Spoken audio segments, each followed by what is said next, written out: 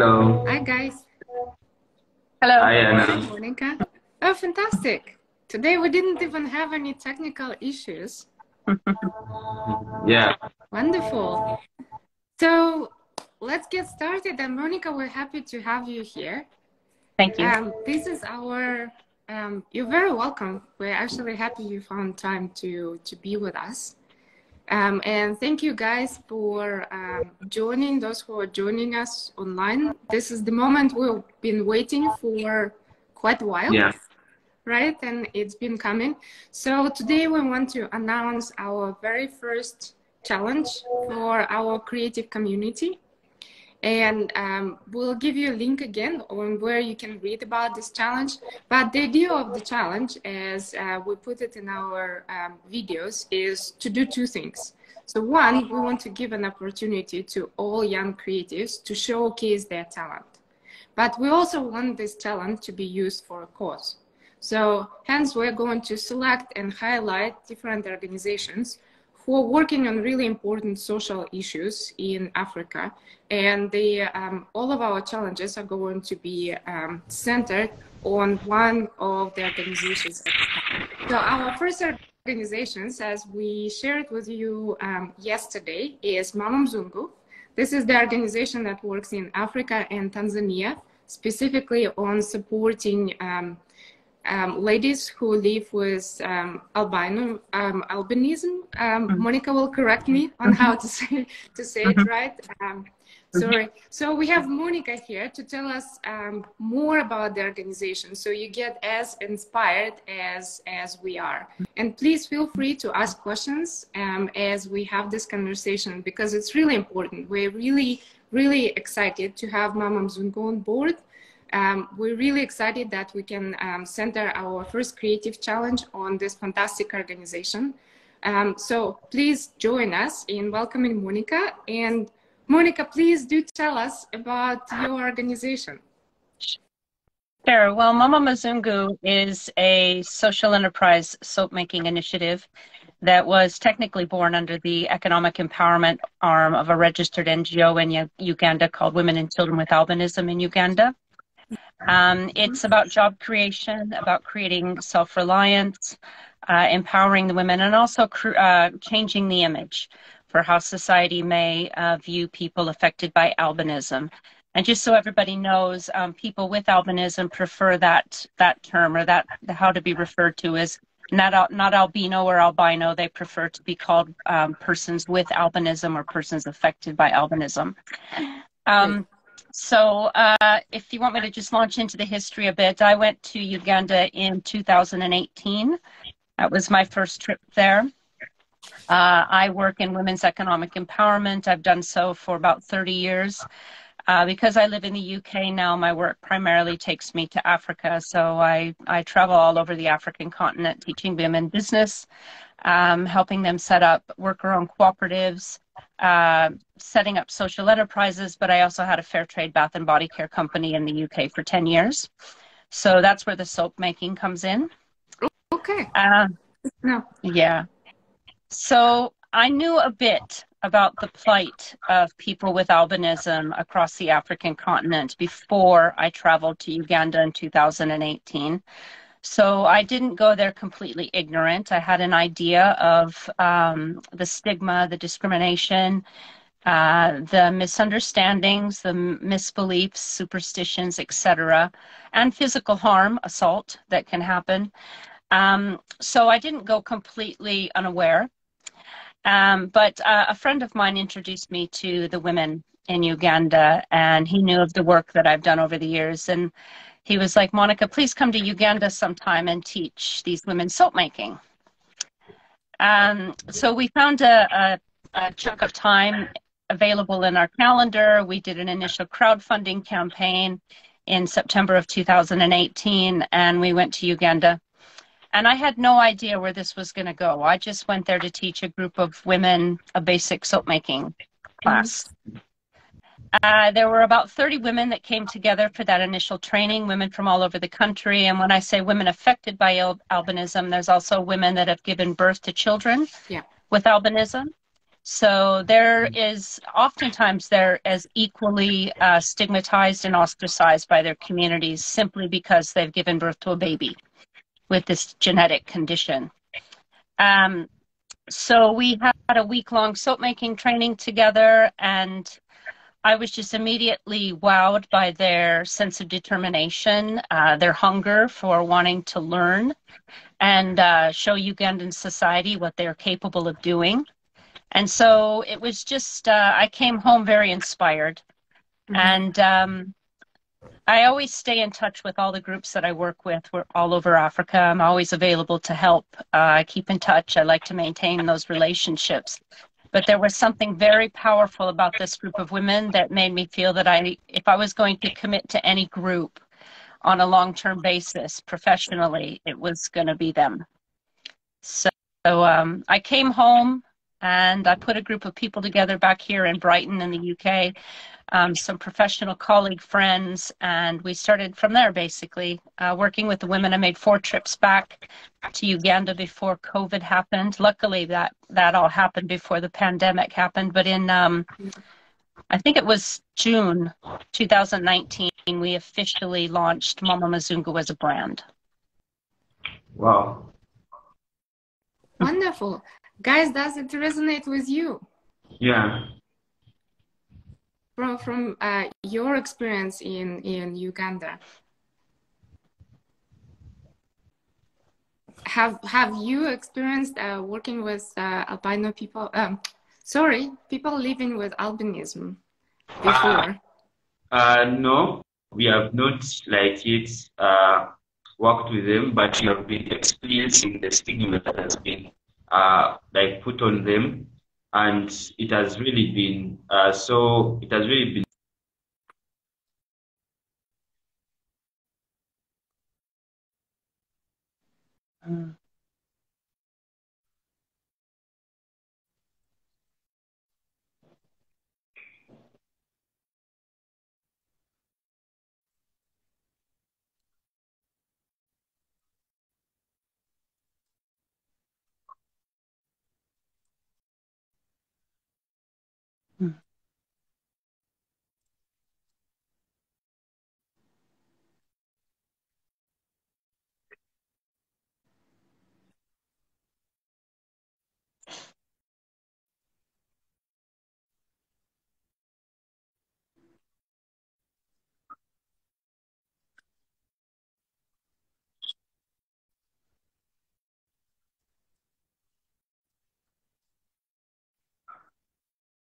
we were so inspired as a group that is so passionate about raising voices about different things. That's why we shared this with you, Anna, and we're also we were inspired in a way.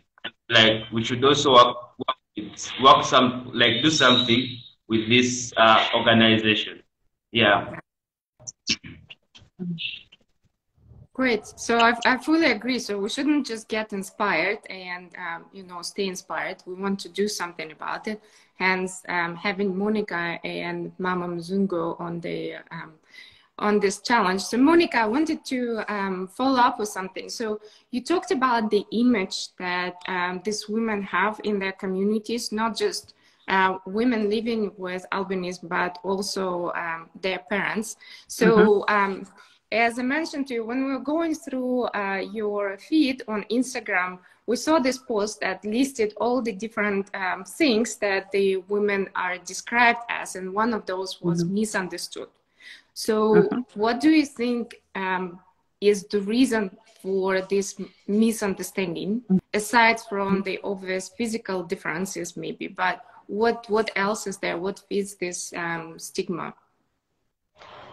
Well, I think with any marginalized group of people around the world, it simply boils down to a basic lack of education and awareness. So it's about ignorance. So people don't understand that it's just simply a genetic condition where people are born without melanin in their skin. They also do not have melanin in their eyes. So it makes them very vulnerable to the sun. The average lifespan, apparently, of someone with albinism is usually around the age of 40 on the African continent, and that is because they're very vulnerable to getting skin cancer. All of them have varying degrees of visual impairments, some better than others. But you can imagine the hot African sun and the brightness, that also compounds issues for them. So broadly, ignorance and lack of education that makes them largely misunderstood. But then you come across cultural, traditional things such as witchcraft and superstitions, and witchcraft runs very deep still in certain parts of Africa, unfortunately. And so on one hand, this group of people with albinism, on one hand, they're seen as a blessing, a good luck charm in some ways. They'll be hunted literally for their body parts, dismembered. I don't have any filter anymore, so I hope it's okay. They'll have arms and body parts cut off, sold on the black market, used in witchcraft rituals. As we know, women and children around the world are the most vulnerable in any society. But what I learned from these women when I met with them initially is that the reason why they set up their NGO called Women and Children with Albinism in Uganda is that sometimes, sadly, even at the hands of men with albinism in their community, they will also suffer these kinds of abuses. The betrayals in terms of selling them to someone who might try to kill them, sexual assault, domestic violence, abuse, etc. So that is why this organization wanted to focus on women and children. So of course I was going to respect that. There's misbeliefs, misunderstandings that men think that if they have sex with a woman with albinism, then especially if they're HIV positive, then it's going to cure them of their HIV. And then sadly what often happens is the woman ends up being infected herself, oftentimes getting pregnant. Also, there's a belief that if you woo a woman with albinism and marry her and produce children with her, then that's going to automatically bring you wealth. And then, of course, if that doesn't happen, that's then when the abuse happens and the mistreatment, and it often is physical and abandonment and stuff. So you will often find a lot of women who are single mothers, which the women within Mama Mzungu, we had 5 women out of that group of 30, because of every training, not every group decides to take it forward in the full number of people that you train and attendees in terms of participants. But we had a core group of 5 women who were very determined to start the social enterprise with me. And all of our women are single moms. Men who have left, 99% of the men, if they father a child with albinism, it's just the honest truth. They can't seem to deal with it, so they run off and they abandon the woman and the child. So you get a lot of single moms, either with babies with melanin or women with little children with albinism. So we really wanted to, soap is a really great quick access to market product that women can make. It doesn't require a lot of expensive equipment to invest in. So as a business, it was something that we really could get them participating in quickly and start generating some cash to start taking care of themselves.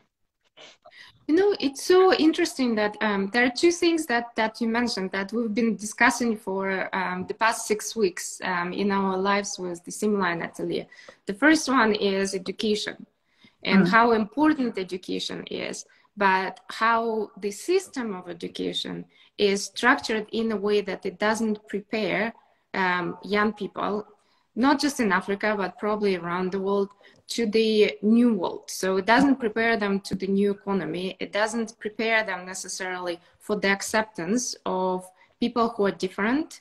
It doesn't educate them on very practical, very simple things that can make not just their own life much better, but also the life of the communities around them. Because if you spend 20 years on education, and I personally spent 25, we were talking with Eric and Edward, and each of them spent already about 20 years in the educational system, despite the fact them being much younger than me, right? And then you come out of the system and you expect certain things, like a certain job, you expect certain acceptance, you expect that you would be able to do things, but this is not happening. So now you're bringing a different aspect of education, which is, again, understanding people around us better, which the system doesn't give us, which results in, you know, people different from us being misunderstood. But another thing that we've also been discussing, and in relation to the recent fashion collection that the Seamline Atelier issued, which is called The Plucked Rose. And that collection is all about child sacrifice in Uganda. And the fact that mothers and children are the main victims of it. Children for obvious reasons, because they are the ones who are being sacrificed. But then mothers who lose their children at a very early age, and then a lot of times are never, or most of the times are never able to recover from that loss. So I think all of that comes together and just highlights for us how important these topics are. We keep talking about education and what changes are necessary for us to be living in a better society, but also about how our societies across the globe, again, are structured in a way to make children and women even more vulnerable than they already are. So thank you for that. What do you want to add something, Eric? Yeah, I'd like to. Oh, go ahead, Eric. Edward, go ahead. Yeah, what I should add on that, Miss Mama Mzungu. Yes, she's called Monica. Yes, Miss Monica. I spoke about taking parts from those albino children. Like that stuff is true in Uganda, mostly in the west of Uganda. It's true. It's going on. People take off, like, go for, like, it's child sacrifice. They take off body parts from those like those guys. It's practiced truly in Uganda. Like, how do you like deal with that? How to prepare your people to deal with that kind of situation? Yes, it's very, very difficult. Luckily, where we're based, we're pretty close to Kampala and Entebbe. So even though there's still a lot of stigmatization and discrimination around those two cities, the women still get harassed and face discrimination on a daily basis. But luckily, they're not harmed to that extent. But certainly as an NGO, you know, you'll talk to Doreen, our executive director, next Friday, and she will be able to tell you all sorts of stories. You know, basically she's there as an intervention. So she'll get phone calls in the middle of the night, some kind of emergency, whether it's a child that's been abducted or a woman who's in a scary situation. Usually what it is about, though, is that a baby's been newly born. So when a baby is newly born in a village, somewhere very rural and isolated, and everyone's freaking out, right? The father can't deal. The community is telling the mom to poison the baby, to throw it in the river, to throw it down a latrine. I mean, awful things like that. Doreen will get phone calls like that. And then we have to rally really quickly to the importance is getting to that community as quickly as possible. So literally traveling and getting there as quickly as possible to intervene, to try and calm everyone down, to try and talk to the father, because he's usually the one leading the, sadly, can you imagine like wanting to like kill your own baby? I mean, it's insane, right? But this is the deep level of ignorance that exists. And so time is of essence when we have those kinds of situations. And when I started working with this group of women, like, even though I had some knowledge on earth that I was ever going to be prepared for some of the things that I've experienced through them in the last 5 years, to where now I'm not even, I won't say I'm desensitized, but now like not much surprises me. And that's even sad to say. because so many horrific, horrible things. I've experienced more death through these people in the past 5 years in my life than I ever have. So there's a lot of work still to be done. So Monica, let me ask you. So I already asked you about the misunderstanding and the stigma. When you think about these women, what are the words that you would use to describe them? Let's move into a little bit more hopeful space, right?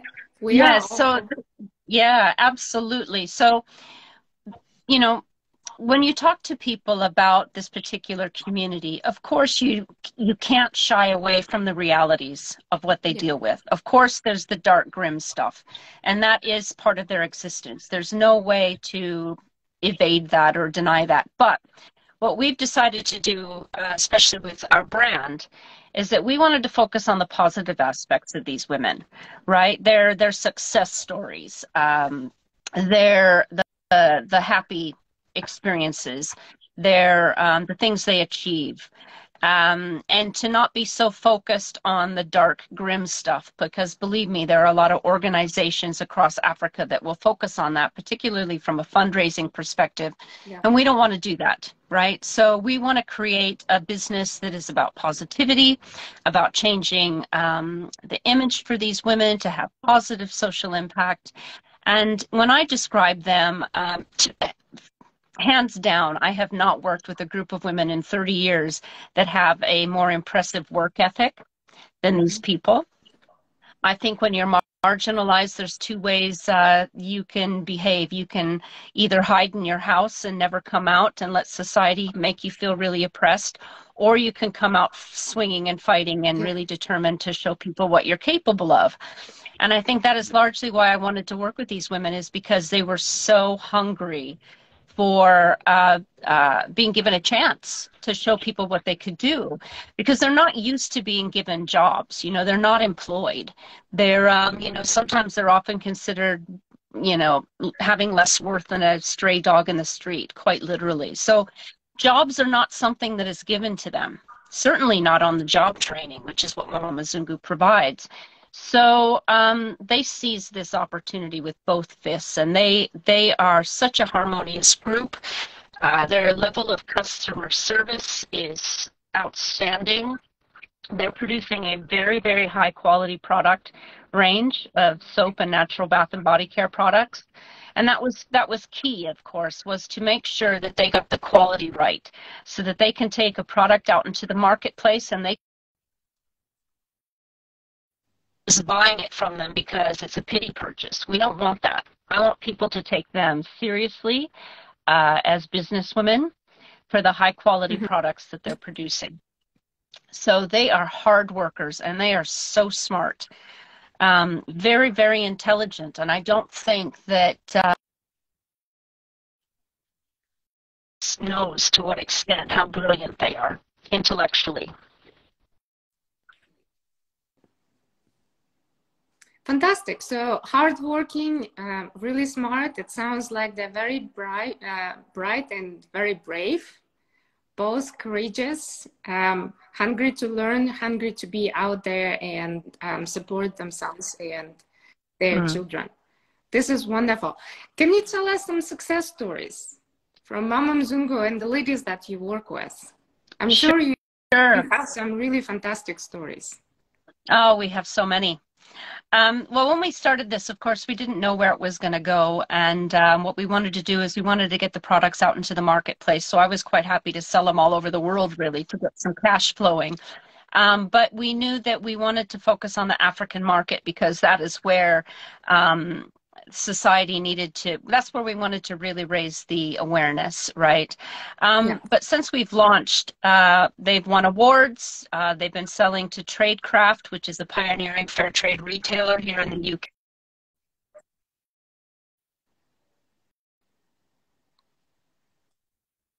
Around the globe. They're selling into Europe, into the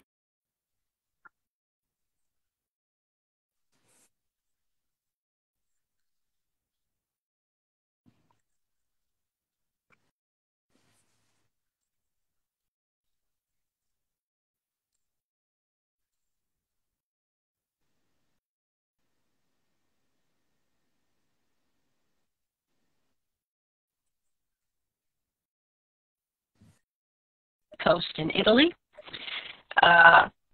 So they're doing really well. And we have a women and children's shelter on site. So it's like we've got a soap factory, which is tiny, and then we've literally got like 25 children and women living on site communally, because sometimes people bring kids to our front gate and just abandon them. So it wasn't intentional, but we ended up kind of running a shelter as well. But we've, with the assistance of a philanthropic family in the US, we've bought a plot of land right next door to our current site. I'm going to be going there this June in a couple of months.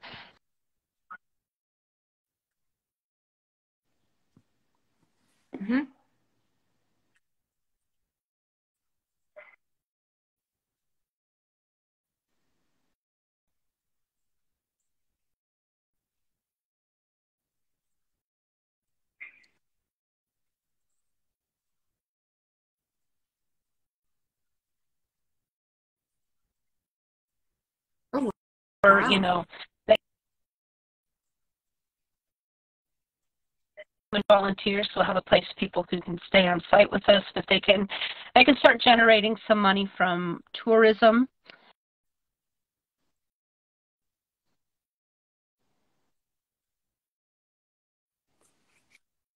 You know, I remember when they got their first paycheck, when they got their first full month's pay.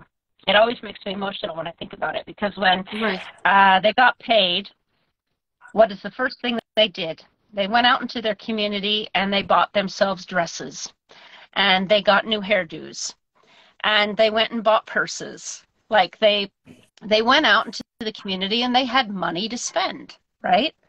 And so that economic empowerment, not beyond being able to feed their kids, beyond being able to pay school fees, pay their rent, have their own houses to shelter. The fact that they're going out in the community and they're putting money back into their local economy. So they're being seen as productive members of society. And then, of course, as Mama Mzungu grows as a business, you know, we go and buy our raw materials from a lady in Kampala market. We buy our fabric, we buy our natural loofahs, we hire our transport guys. So we're actually growing other people's businesses. These women are not just growing their own business, but they're giving other people economic opportunity to grow their entrepreneurial efforts. So that is really powerful. So I actually see that as probably the biggest success of all, in terms of the people really taking them seriously. This is really, really impressive, especially the, diversification into all the businesses that you just described. And it's actually so very true, because in my work also, I spent the last, 12 years working in East Africa, having that economic empowerment, having money and being able to put money back into the community is truly empowering. And it also changes, it doesn't make an overnight change. So just because you are able now to shop in the community is not going to change overnight how the community sees you. But if it continues going for an extended period of time, step by step, those stereotypes and social norms start weakening. Yeah. Because there is something else that's happening that actually challenges that those assumptions and those norms and stereotypes on a daily basis. Exactly. So maybe my last question to you is, so you already have a lot happening. What else would you like to see? Like what would make you, and that's also always a really interesting question for me. What would make you say, now I've done it, I'm going on a permanent vacation? Well, to be honest, there's so much work to be done within this community. So I could have a lifetime job, and so could they, to be honest, with what we've kind of taken on. However, we traveled to Tanzania last September. I took Doreen and Diana with me. The three of us went to train up 25 women affected by albinism on Ukerewe Island in Lake Victoria. There's a community of persons affected by albinism there on the island. So we went and trained a group of women with the view to expanding Mama Mzungu into Tanzania to try and bring the same kind of job creation and opportunity, expand our brand basically, and reach other women. And we are fielding requests weekly. Come to Kenya, come to, you know, Liberia, come to South Africa, come to Nigeria, you know, we'd love to start Mama Mzungu here. So the word is out, and we could certainly continue to do that. So I would love to see the brand grow quite, you know, extensively more. But I'll tell you, what has happened in Uganda, and what is really positive, is that suddenly Ugandans are treating these women very differently. Like there's a sense of pride that they've embraced them really fast. Like they're proud of the Mama Mzungu women. You know, they still might have their superstitions and their beliefs and all of that, but we have a really strong group of cheerleaders now that are really cheering these women on and treating them with respect. So I would like to see at a point where, you know, the women would be empowered to, well, they run the show without me. They are so capable. They're making the products themselves. I keep in touch with them on a daily basis. I travel to Uganda maybe once a year now. I push international sales and marketing and social media for them, but they are doing everything on their own. We're going to diversify into, you know, maybe some food products, and I don't know. It's a tough question as to when I could see us taking a vacation. It'd just be nice when people, you know, really understand that albinism is just a simple genetic condition, and they're human beings just like all of us. So, and for some reason, there's a higher prevalence of birth rate. For some reason, there's a higher birth rate more than anywhere else in the world. Albinism happens in every flora and fauna, you know, plants and animals. It's a naturally occurring thing. But for some reason, the birth rate is higher on the African continent, particularly East Africa. I think Tanzania has the highest. But there's still a lot of work to do. But thank you for that, Monica. Sure. So next week, we're hoping to see Doreen and Diana on our live. Can you just introduce them very briefly? Sure, absolutely. They're impressive women. You'll love them. Doreen Naweji is Executive Director of Women and Children with Albinism in Uganda. She's also one of the founders of Mama Mzungu. And then Diana Bakuita is the Associate Director of the NGO and our business manager for Mama Mzungu. And so they kind of run and coordinate everything. We also have a production manager named Topista. We have a inventory stock control person, Jane. We have 13 women full-time staff within Mama Mzungu, but it'll be really great for you to have Doreen and Diana on live next week, assuming we can work out the technology issues. But they're very impressive. Great. We're really looking forward to having them. And now we're having back our team in Uganda, Seamline Atelier. So we're just wrapping up the discussion with Monica, and actually your timing is perfect. So now, would you like to take over and tell us about how the challenge is going to run and what we're going to do next? So thank you so much. You're sorry about the technical issue. You have been trying so hard to come back. So this is how the whole challenge is going to run. First of all, the creatives have to research about Mama Mzungu, and they understand the ladies that are under the organization, and also know where they are misunderstood, so that they can find a solution for it. And creatively, they have to find a voice, or they have to create a voice through their art, and see where people can find a solution, how they can be art using their art. So they have to do research about it. As Monica said, they have to pick some tips from Monica's conversation as he was sharing about the amazing mamas, how they have been handling the situations throughout and how the organization came to life. So they have to also put that in consideration while they are creating. They have to look at the happy side as well, because we are now looking at the positivity. We are not looking at the other side, but we shouldn't also forget about that, because as she said, most of the people are ignorant when it comes to the albino conditions. As she said about some parents don't know what to do when they have given birth to a child that is in line with that. So I think they should also look into that and see how they can educate the community about this and notify them that this is just a skin condition, but there are people like us.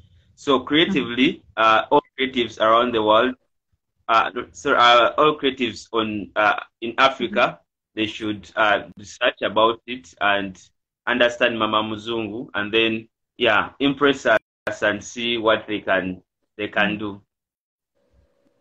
Great. Thank you, Edward. So we want to officially open this challenge, and we are expecting submissions. We'll post the link again to all of the details of our challenge, but basically you have, as creatives, 5 weeks, right? About 5 weeks from now to research Mama Mzungu organization, to understand the challenges of the women in this organization, but also understand the happy side and how to bring out this happy side to life, because we want to see everybody in our community thriving. And we do know there are some challenges and there are some barriers, but we don't want that to be a dark topic, because then it becomes very difficult to talk about it. We want to find the positive, the bright side. We want to showcase this woman, as Monica described them, as hardworking, proud, as bright, coming out to the society, swinging and showing everybody that they are truly very important contributing members of their communities.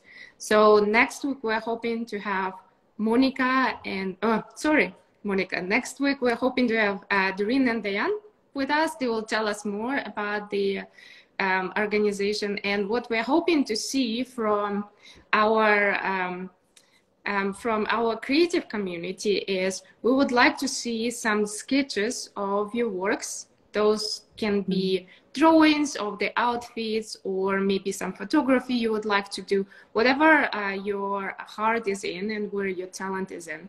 Then we would like to see a story on how that contributes to helping communities understand women living with albinism. And then we want to see a short video where you tell us what you want to portray with your artwork and with your little story. All of that we're planning to post on our respective accounts, make it public, and celebrate the women who are working with Mama Mzungu. So we'll be talking about it more. We just got a comment where one of our listeners says, this is amazing, and we're very happy that the mamas are receiving so much light and support right now. Thank you very much. We would like to do that. We would like to be the contributors to that light and support, definitely, through our work. Before we close, one of the challenges that we received as a group, and Monica, maybe you also have the answer to that. So we were told that a lot of young creatives are really worried about participating in the challenges on open social media platforms because they're afraid of their works to be stolen or misused. So we definitely want to be conscious about that. That's a big issue, and we want to respect that fear, but we also want to find a way for these creatives to participate, because you can't let the fear stop you from doing something that might, become the new step into your new career, or, help push your career in some particular way. So everybody who is listening to us and everybody who is in our life, if you have any suggestions on how we can protect the work of our aspiring creatives better, in addition to making sure that we publish and give them full recognition that it's their work and their right to use and publicize it, welcome. Please send us ideas to Glitter Trotter, to Seamline Atelier, to Mama Mzungu, to our creative community, Africa. So we would like to make sure that we protect our creatives as much as we possibly can. Mm. So with that, thank you very much for being here. And we're happy to start this conversation and officially launch our challenge. And we're looking forward to meeting with Davin and Diana next week. Before we part, any last thoughts? Yeah, I mean, what I would like to say also is that if we focus on this from an empowerment perspective, you will see in meeting them that they have such an amazing sense of humor. They're fun. They like to dance. They love fashion. They like being in front of the camera. They're not shy. So I think there's also, I mean, some of them are shy, of course, because they live in fear, etc. But I think what you will find with the Mama Mzungu women is that they've really found their voice. And that is a beautiful thing to witness. So as creatives and as designers working with them, this is right up their street. They're going to love it. Great. And also, Miss Monica said about they will need help to connect to the internet. They are not well versed with the internet. I don't know whether we will be able to reach them in Wakiso, as she said. I don't know how will it be. I think we can work out the details. Yeah. Yeah. All the details. Yeah, if they can do something with you, if they can travel to Kampala, someplace where you have a good connection, that's a possibility. I just know sometimes with their vision, and sometimes the internet doesn't work exactly really well at our site. So I want people to be able to get a good view of that, so that they really can listen to them. So let's work on that this week. Yes. Okay. We have a week to work out the technical details. Sure. And it might not be perfect, but I think we'll just do our best to make technology be our friend for an hour, right? Yeah, that'll be okay. Well, thanks a lot. And we'll see you all soon again, and we'll keep the conversation going. And the details of the challenge will be posted again, as I mentioned, on all of our accounts. And we are looking forward to the submissions. Thank you so much. Thank you. Thank you. Thank you, Monica. Thank you. Thank you, Edward. Thank you, Eddie. Bye-bye. All right.